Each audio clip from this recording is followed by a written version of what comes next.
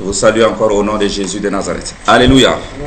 Nous poursuivons toujours avec... ça va être suite et fin de notre étude biblique sur 2 Timothée. Amen. Hein? 2 Timothée 4 maintenant. Nous abordons 2 Timothée 4 aujourd'hui. Alléluia. Très bien. Je t'en conjure devant Dieu et devant le Seigneur Jésus-Christ, qui doit juger les vivants et les morts. Au nom de son apparition et de son royaume, prêche la parole. Insiste en toute occasion, favorable ou non. Reprend, censure, exhorte avec toute, n'est-ce pas, douceur et en instruisant. Alléluia. L'apôtre Paul parle ici à Timothée. Le Saint-Esprit, n'est-ce pas, hein, parle ici à l'apôtre, à Timothée par l'apôtre Paul. Le Saint-Esprit nous parle maintenant. Alléluia. Et Timothée, j'insiste, je te supplie, hein, au nom du Seigneur, au nom également de son avènement, de prêcher la parole et rien que la parole. La parole de qui? La parole de Dieu, la parole de la vérité. Prêche la parole dans la droiture, comme on a appris dans le chapitre précédent. Alléluia. Il dit, il faut insister, parce que ça ne va pas être facile. Comme si c'est un combat, il faut insister, que ça soit occasion favorable ou que ça soit occasion non favorable. Il dit, Timothée, je t'instruis, ce que tu dois faire en tant que serviteur esclave du Seigneur, alléluia, c'est de prêcher la parole. Quand on dit prêcher la parole, il y a des gens, ils voient un pasteur, un prédicateur avec la Bible en train de, un pasteur en train de prêcher avec un pupitre. C'est pas forcément ça. Prêcher la parole, tu peux être dans la rue avec les gens, les jeunes, en train de les parler de Jésus, de prêcher Christ. Et ça, la prédication. Alléluia. C'est pas forcément que tu dois aller dans une école théologique, tu dois avoir la licence en pastorat, en quoi, c'est pas ça. Amen. Prêcher la parole, c'est que tu as reçu. Il dit, Timothée, c'est que moi je t'ai confié, moi j'ai entendu du Seigneur, je t'ai prêché. Toi également, prêche à d'autres. C'est ça le message. Et nous devons prêcher la parole, et rien que la parole. Tout le monde est concerné. Que tu aies 5 ans, que tu aies 7 ans, que tu aies 10 ans, que tu aies 40 ans, 80 ans, nous sommes tous concernés. C'est que tu as reçu là, du Seigneur là. Prêche également à d'autres. Prêche la parole. La parole de la vérité. C'est qu'il faut prêcher. Il dit, mon fils Timothée, pourquoi il t'a dit ça? Il dit, car il viendra un temps où les hommes ne supporteront pas la saine doctrine, mais ayant la démangeaison d'entendre des choses agréables, ils se donneront une foule de docteurs selon leurs propres désirs, détourneront l'oreille de la vérité, la parole de Dieu, amen, hein, et se tourneront vers les fables, c'est-à-dire vers les mensonges. C'est notre temps.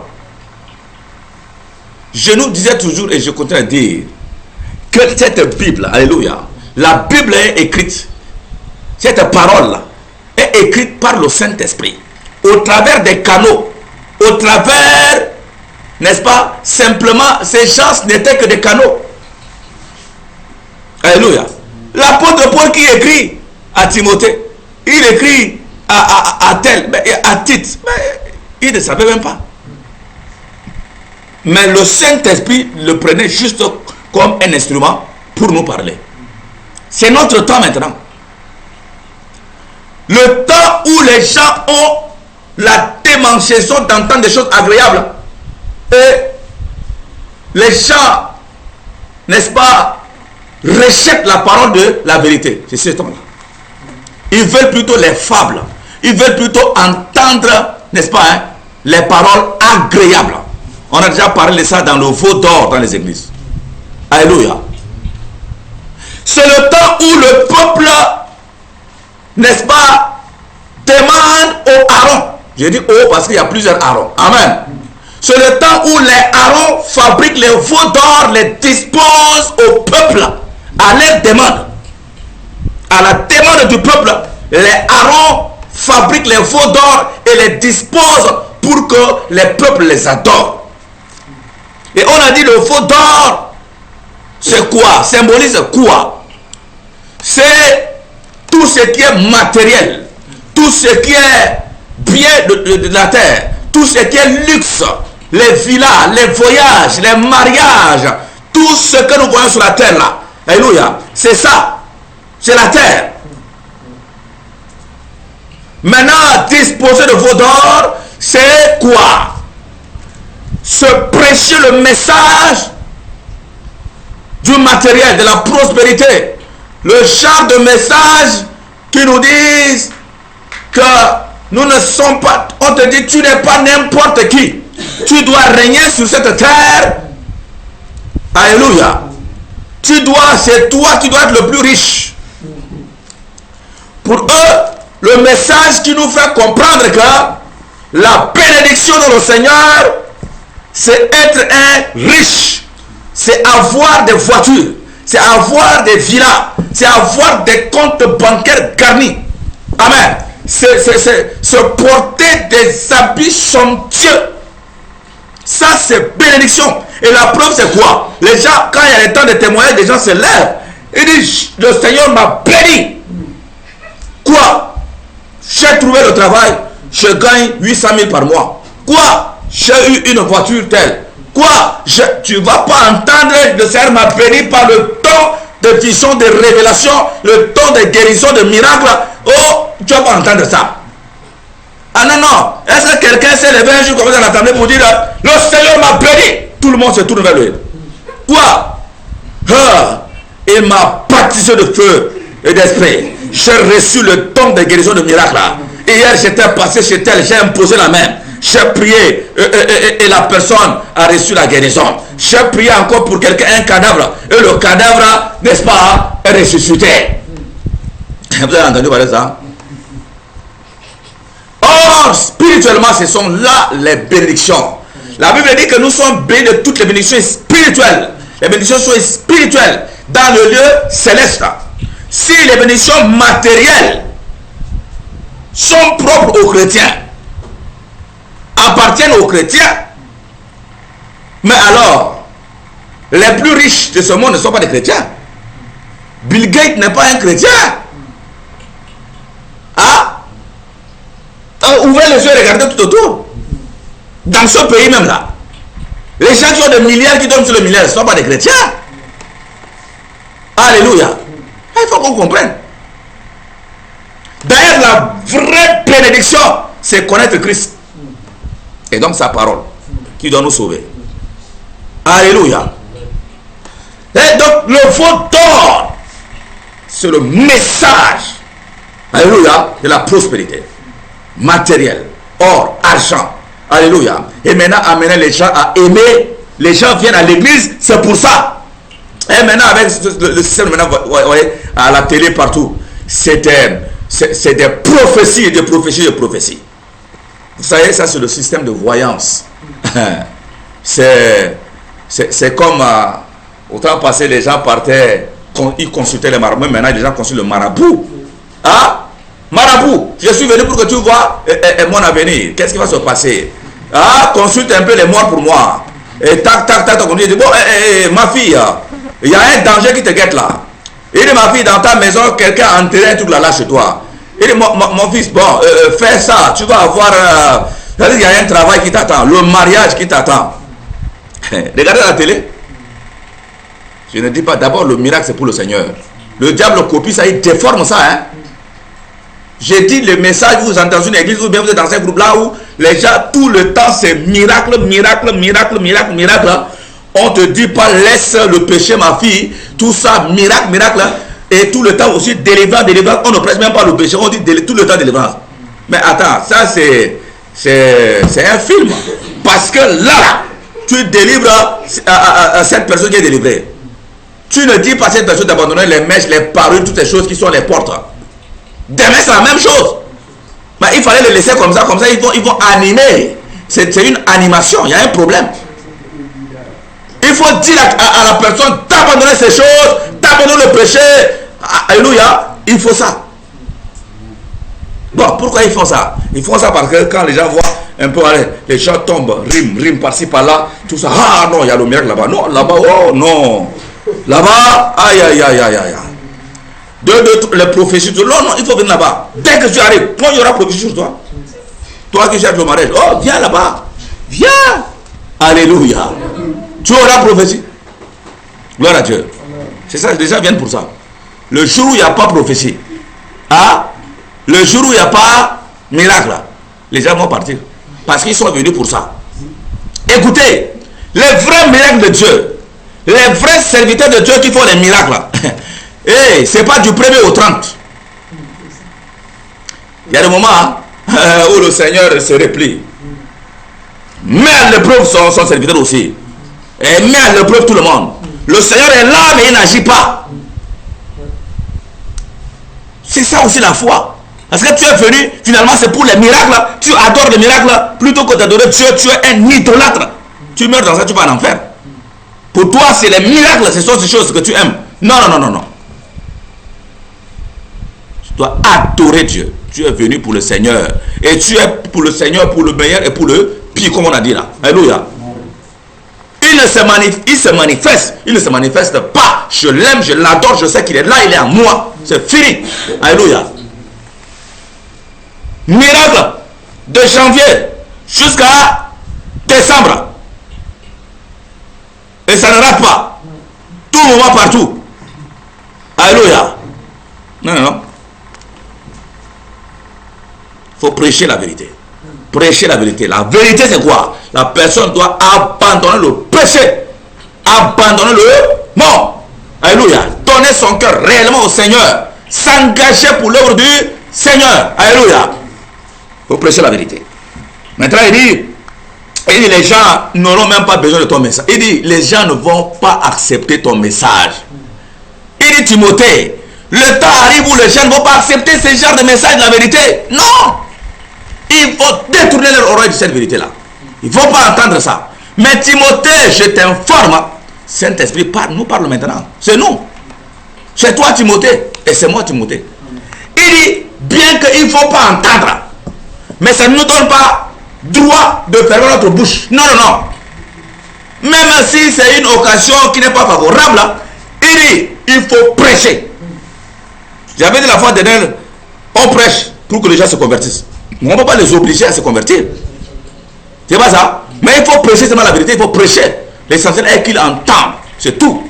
Donc, la Bible nous dit ici, nous devons, l'apôtre Paul dit à Timothée, il dit, insiste.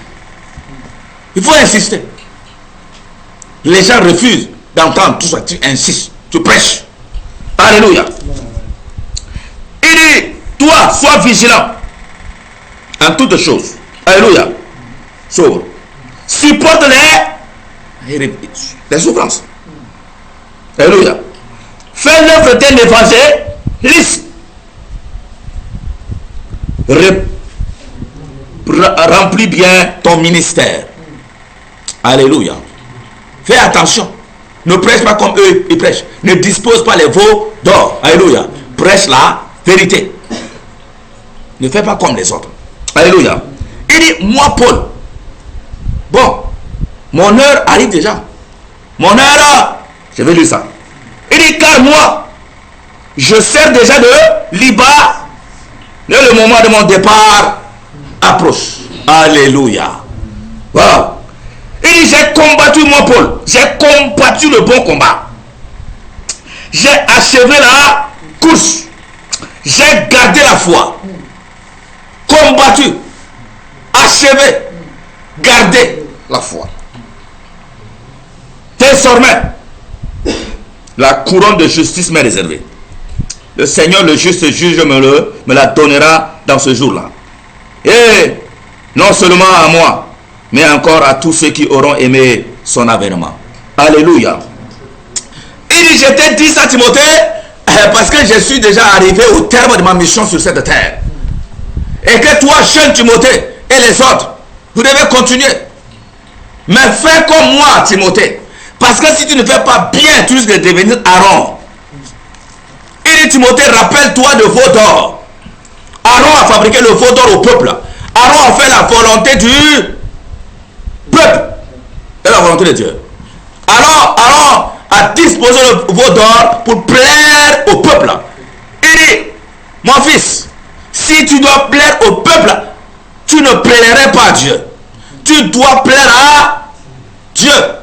Et quand tu vas chercher à plaire à Dieu, c'est pas forcément que tu vas plaire aux hommes. Parce que tous ceux qui veulent vivre pieusement seront persécutés. C'est pourquoi il dit, toi, choisis de souffrir. Alléluia.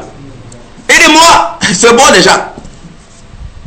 J'ai combattu le beau combat. C'est ce combat-là. Où tu prêches, les gens ne t'entendent pas. Où tu prêches, ça retourne contre toi. Où tu prêches, les gens t'attaquent et te mettent en prison. Où tu prêches, les gens te lapident. Alléluia. Où quelquefois l'ennemi ferme les portes. Tu ne trouves pas à manger. Tu ne trouves pas d'habits. Il y a des situations qui arrivent. Alléluia. J'ai combattu le bon combat. Où les gens m'insultaient, moi je les bénissais.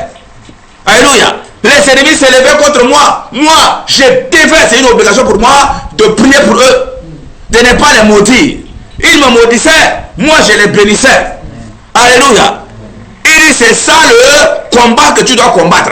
Mais il dit que ce n'est pas facile. Tu dois, n'est-ce pas, te confier au Seigneur. Alléluia. Par la force du Seigneur, par la grâce, par la puissance du Saint-Esprit, tu le pourras. Il dit, combat, j'ai combattu le bon combat de la foi.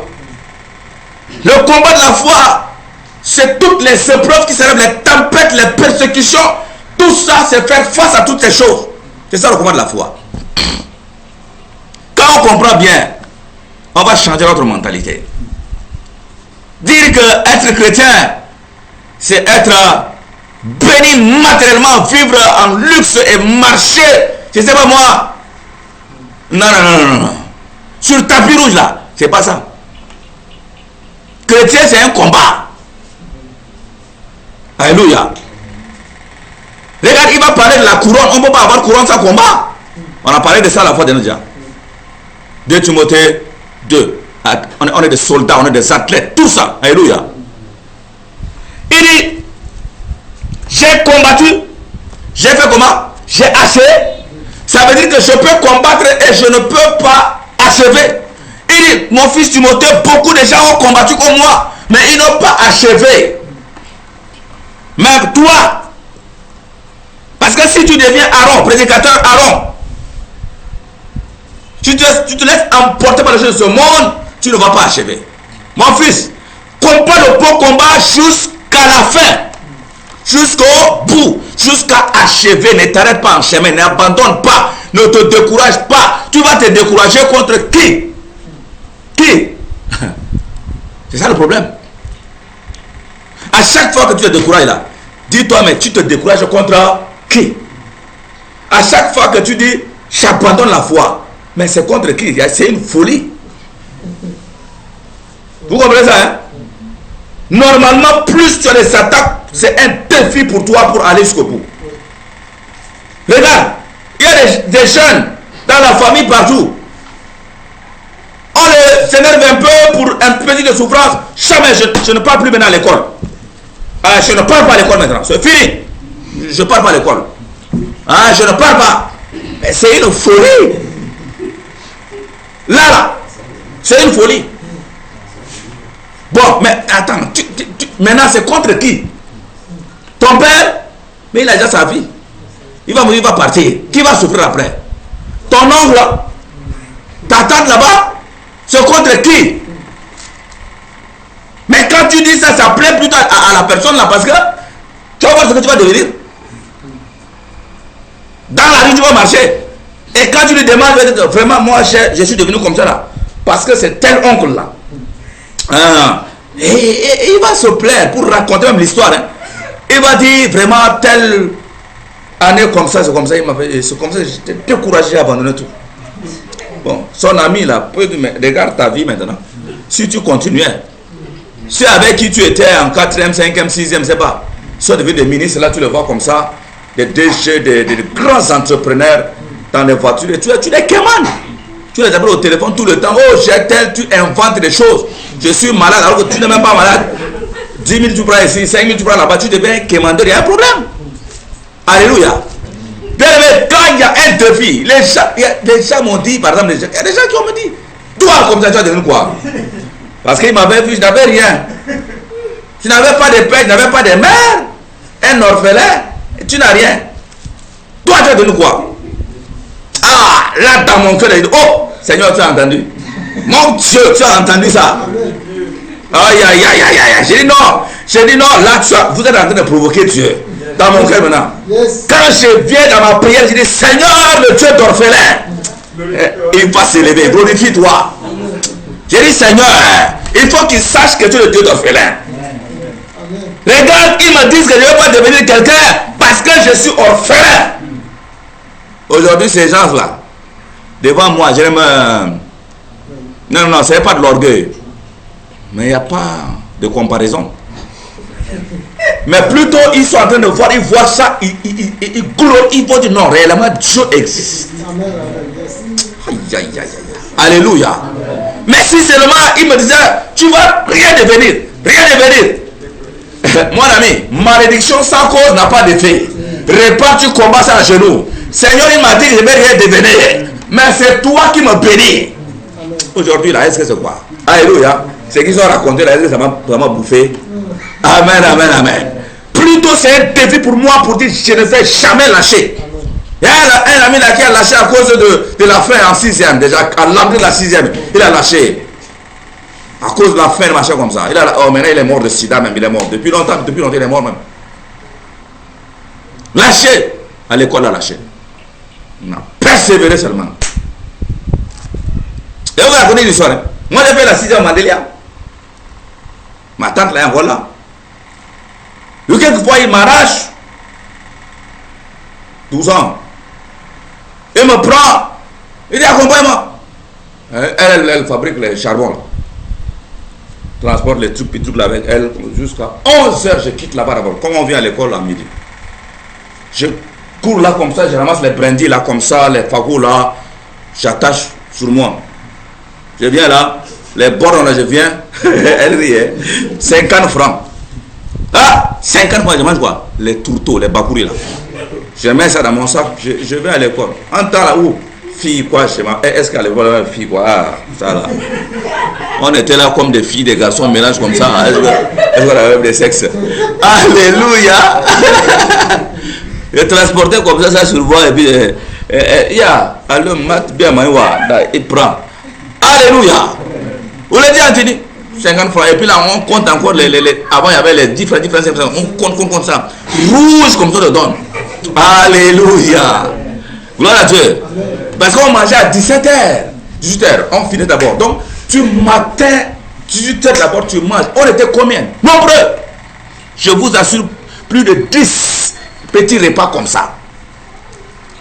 Ah, il y a quelqu'un. Oh, que le Seigneur me pardonne. Il y avait les sacs de pénincillaires derrière nous là comme ça. Là. On a fini même comme ça. On fait comme ça. Ça vient. On mouille ça, on mange. Oh, et là je demande pardon parce que je n'ai pas demandé pardon. Alléluia. Que le Seigneur me pardonne pour ça. C'est pour dire. Et ça c'est l'occasion pour abandonner les corps. Tu vas dire, toi qui dis que la faim, quoi. Il y a des gens ici qui trouvent l'électricité, tout. Et puis ils blaguent. Hein? Ah? Vous nous voyez, on marche comme ça, on a traversé les choses. Bon, ça c'est une introduction, je vais faire comme ça. Alléluia. Il combat le bon combat. J'ai combattu. Alléluia. J'ai combattu le bon combat. J'ai achevé la course. Et j'ai gardé la foi. Oh, je n'ai pas abandonné la foi. C'est ce qui est très important. Tu as combattu, c'est bon. Est-ce que tu as achevé? tu dois achever en gardant quoi? La foi. Sinon, ça ne marche pas. Ça veut dire que même si on vient comme ça, on doit t'arrêter, on doit t'égorger pour Christ. Ça veut dire que ça doit finir aujourd'hui, n'est-ce pas? Finit bien. C'est pourquoi, rappelons-nous de qui? De qui là? Étienne, Père, pardonne-les. Et il faut bien achever. Là, il faut qu'on t'égorge là. Là, au niveau, à ce moment-là, où les gens veulent t'égorger, tu meurs avec la colère dans ton ventre. Tu meurs en les insultant. Tu vas en enfer. Bien aimé, comprenons ça très bien. Ça, comprenons très bien. Jésus, avant de mourir, a dit quoi? Père, pardonne-les. Étienne, avant de mourir, dit quoi? Père, pardonne-les. Parce que quoi? Il doit mourir avec la paix dans le cœur. Achève bien, termine bien. C'est pour cette raison, prie Seigneur, avant que tu ne puisses prendre mon souffle. S'il y a un péché caché en moi, que je ne puisse pas mourir dans un péché pour aller en enfer, accorde-moi cette grâce de confesser. Je peux même oublier déjà tout ça, mais par la puissance du Saint-Esprit, tant que ça ne vient pas dans ma bouche, tant que je ne confesse pas, ne prends pas mon souffle. Quand tu parles comme ça à Dieu, il va te laisser. Alléluia. Hein? Il y a des gens comme ça, le Seigneur leur accorde une grâce comme ça. Tant qu'il ne confesse pas, il ne meurt pas. Waouh! Et il confesse, il finit tout. Comme ça. Il s'en va. Mais quelle grâce! Alléluia. Achève bien, termine bien. Et il dit quoi? Bon, comme j'ai fait ça, ce qui m'attend, la couronne de justice. Il dit, c'est pas seulement pour moi. Ça va être également pour toi. Si tu cours bien, tu achèves, tu termines. Ça va être également pour ceux qui viendront après. Pour les Tchadiens. Alléluia. Les Camerounais, les Français, tous les gens qui viendront après là, ça va être également pour eux. Alléluia. Et maintenant, la suite, je crois que je vais seulement m'intéresser à 20. Amen. Hein? Il dit, Erasme est resté à Corinthe et j'ai laissé Trophime malade à Milet. Amen. Hein? Tâche de venir avant l'hiver. Tout ça. Là, il parlait de ses disciples qui devaient venir, tout ça. Amen. Hein? Il parlait bien avant ça de ceux qui l'ont abandonné dans la foi. Amen. Voilà, qui l'ont abandonné, tout ça. Et c'est ce que nous pouvons aussi voir de temps en temps. C'est pas grave. Même si quelqu'un t'abandonne dans la foi, tout ça, c'est pas grave. Alléluia. T'abandonnes, c'est pas grave. Et maintenant, juste pour finir, pour dire que l'apôtre Paul, il a dit qu'il a laissé Trophime malade à Milet. À chaque fois qu'on fait l'étude biblique, je fais mention de ça. Amen. Hein? C'est une leçon. C'est là où j'ai dit, quand c'est la puissance de Dieu, il y a des moments où ça n'agit même pas. Dieu se retire pour voir. C'est toujours là, il te met à l'épreuve. Alléluia. L'apôtre Paul, comme ça, qui guérissait, ressuscitait les morts, tout ça là. L'apôtre Paul dit qu'il a laissé Trophime malade. Autrement dit, j'ai prié, ça n'a pas donné. J'ai prié, moi, Paul, comme ça. Alléluia. Ah, où mon ombre avant faisait guérir même les malades, tout ça là. Et à ce moment, j'ai prié comme ça là. Trophime, je l'ai laissé malade. Dieu fait sa volonté. Mais nous, quelquefois, on prie pour nous-mêmes malades. Seulement, il n'agit pas. Tu as dit qu'on impose les mêmes malades. Et puis, voilà, moi, j'impose sur moi, je ne suis pas guéri. Vraiment, oh non. J'ai prié pour Chantal, tu es orgueilleux. Si tu as prié, Dieu n'a pas guéri Chantal, là, où est ton problème?